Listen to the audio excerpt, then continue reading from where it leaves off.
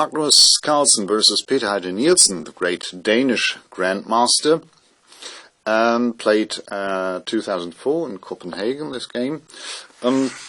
Opposite castles kings. White has his king on b1, black's king is on g8, so this is usually a sign that the position is very, very sharp, and this is no exception. Black's heavy pieces are lined up on the c-file, and he's got a knight on a4 hitting this point on b2, while White has opened the h-file for his rook. It's on h5. The h-file is open against black's king. Yeah, very, very sharp position. Here White went rook h1, protecting the square c1 against the invasion of black's rook. And if we compare this knight on a4 with White's minor piece, this bishop on d4, which piece would you prefer?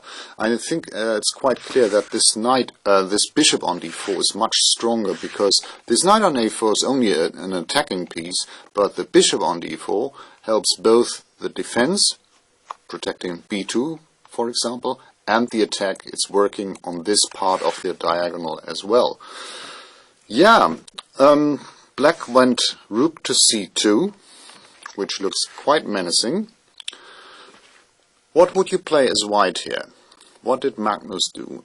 Does black have a threat here after rook c2, or does he not have a threat? Can white make an attacking move on the king side? What do you think Magnus played in this position?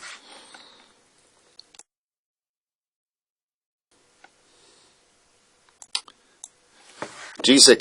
Exactly, this is what Magnus did. Black has no threat in this position, and white can open lines, further lines against black's king, and this g6 pawn is yet another coffin nail for a black king. g6 is very strong. Good.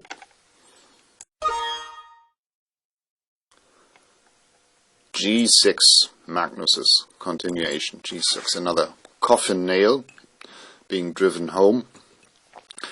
Yeah, first of all, we must work out that black is not threatening here anything.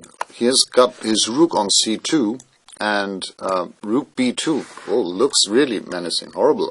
Rook b2. But in fact, white does not have to take. He can't take on b2 and doesn't have to either. He can just play king a1, and now it's just over. There's no continuation for black. King a1. If now rook a2 check, white simply takes, there's nothing left to do for black. Not, of course, possible is after rook b2, the capture on b2. Now black checkmates with queen c2 followed by queen b2. So g6 is a very strong move. In the game, Peter Heide Nielsen replied f6, not eating the coffee nail, so to speak. And now white played rook to h5. Another effect of this move, g6, it clears the fifth rank for this rook, for the d5 rook, and white threatens checkmate on h8.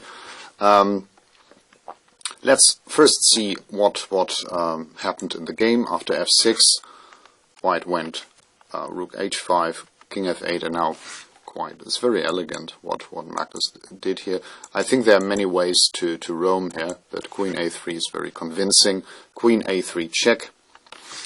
If now knight c5, for example, blocking this diagonal, there's this cool move, king takes c2, and this active rook, this black rook, which was aiming to attack black's king, simply gets taken on c2, and the king is absolutely safe in the c-file, because this c5 knight cannot move. It's pinned on the diagonal. Queen a3 check, king e1, this is what happened, check on h8, king d7. Now Magnus simply took on c8, black's queen cannot recapture, because then this knight on a4 would be en prise. King takes c8, and now queen e7, again very strong, controlling the 7th rank, hitting this pawn on g7, threatening the check on h8.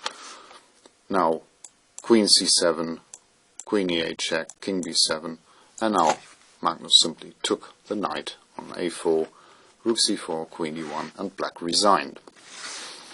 But let's go back to the position after g6. What would have happened if, for example, if black takes with queen on g6, takes away the coffin nail, then white simply goes rook g5 and wins black's queen because it can't move. Rook g7 is too strong.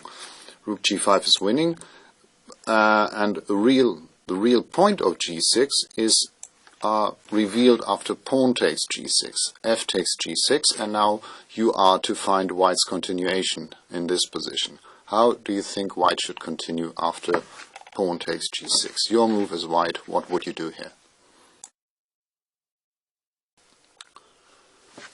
Rook h8 you suggest, and this is exactly the move I guess Carlsen would have played. Rook h8 leads to checkmate by force. Yeah, obvious is that if black takes, white has this queen h6 check move. The pawn on g7 is pinned again thanks to this monster bishop on d4. White checkmates on g7.